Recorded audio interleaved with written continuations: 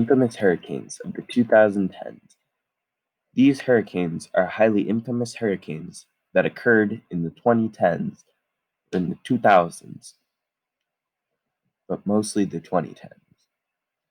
We do include a few hurricanes in the 2000s. They're ranked in only the order of date, and they're known for one thing or another. So let's get into our list. So at number 1, we have Isabel, 2003.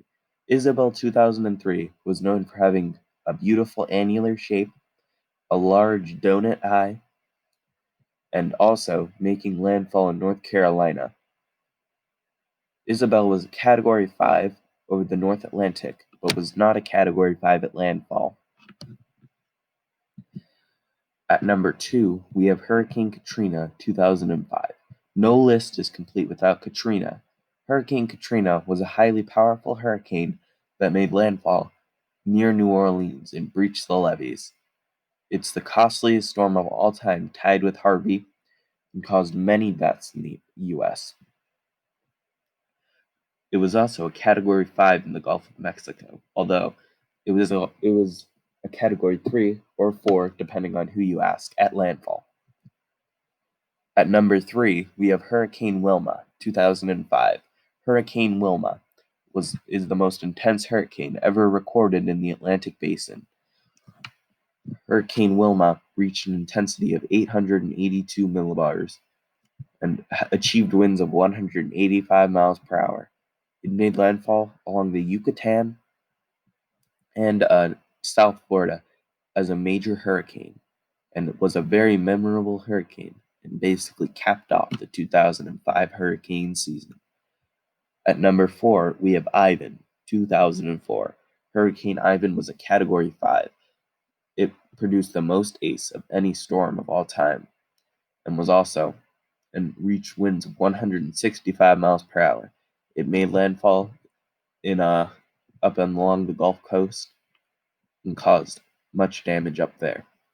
Ivan was a highly memorable storm and will not be forgotten, as it capped off the destructive 2004 hurricane season. At number 5, we have Hurricane Sandy. Hurricane Sandy is a benchmark for mid-Atlantic hurricanes. Although it was extratropical at landfall, it still did many billions in damage and caused many deaths. It inundated New York subways and many parts of coastal New Jersey and the mid-Atlantic as a whole. It moved inland and it also caused damage across most of the Northeast and even into the Great Lakes region. Hurricane Sandy is a very memorable hurricane and won't be forgotten for a while. At number 6, we have Hurricane Matthew. Hurricane Matthew was an intense hurricane in the southern Caribbean. It reached winds of 165 miles per hour and made landfall in Haiti and killed many there. And then it moved up through the Bahamas and made landfall in the Carolinas, where it caused billions in damage. And in a trend where it caused much flooding along in that area. And that will be in a few. The flooding put this storm on the list.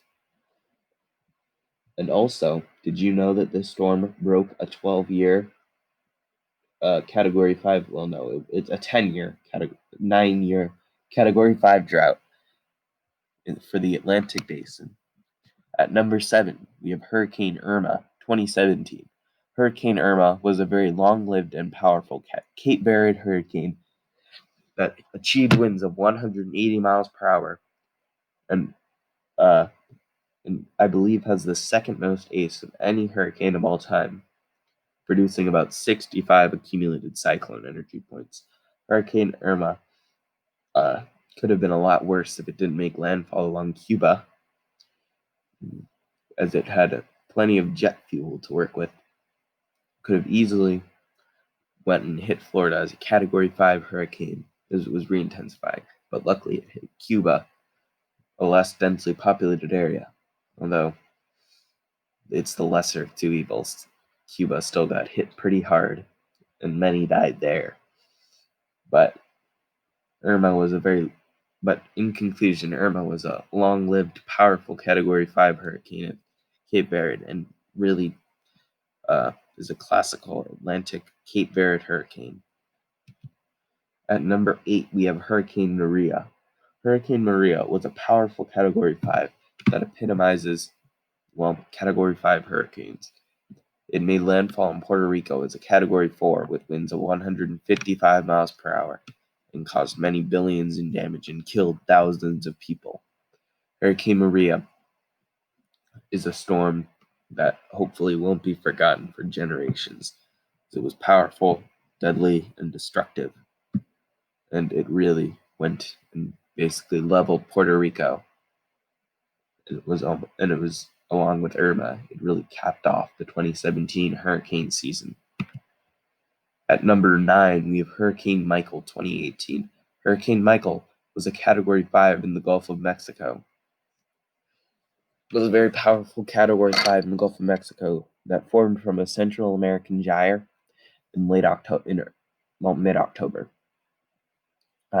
It made landfall along the panhandle of Florida and was known for being one of the few Category 5s to ever make landfall along the United States coast. Originally, it was only designated a Category 4 hurricane with 155 mile per hour winds, but postseason analysis revealed it to be a Category 5. And finally, at number 10, we have the most recent one, Hurricane Dorian. Hurricane Dorian was a very, very destructive hurricane. It's a very beautiful structure. Luckily, it missed the Florida coast, but it came pretty close to it. Hurricane Dorian had a very beautiful eye and beautiful structure, and was tied with the Labor Day hurricane of 1935 as the most powerful landfalling hurricane in the Atlantic Basin of all time. Hurricane Dorian is the most recent hurricane, and it hit the Bahamas. It hit Grand Bahama Island, and it caused a lot of damage there. Okay, and then we have our honorable mentions. Igor 2010. Igor was a long-lived, powerful Category 5 hurricane, being Category 4 hurricane technically. It was a fish storm. It did do some damage in Newfoundland, but I had to keep it off the list because there were other storms that were more destructive and stronger. Although it did exemplify a very active 2010 season, so I came close. Our next honorable mention is Harvey 2017. As I mentioned earlier, Harvey is the most destructive hurricane of all time, tied with Katrina of 2005. Harvey made landfall as a mid-grade Category 4 along the coast of Texas and caused a lot of damage from, Corpus Christi to Houston, and even into Louisiana and many other areas of the southeast, as it stalled and dumped feet of rain there. Harvey was definitely a very powerful storm and caused a lot of damage, but sadly there were stronger storms, so it didn't quite make the list. And our final honorable mention is Joaquin 2015. Joaquin was a 155 mile per hour hurricane, and it almost made landfall some models showed it making landfall on the United States East Coast, but luckily it missed and did not cause any damage, or it didn't cause as much damage as forecast. It did impact the Bahamas quite a bit. It came from an upper level low that kind of worked its way down to the surface, and then it rapidly intensified very quickly. That's kind of what it's memorable for. It became a Category 4 with winds of 155 miles per hour. Well, thank you for watching. I hope you enjoyed this video. Make sure to like and subscribe. Comment down below. What do you think the most beautiful hurricane of all time is? Well, thank you.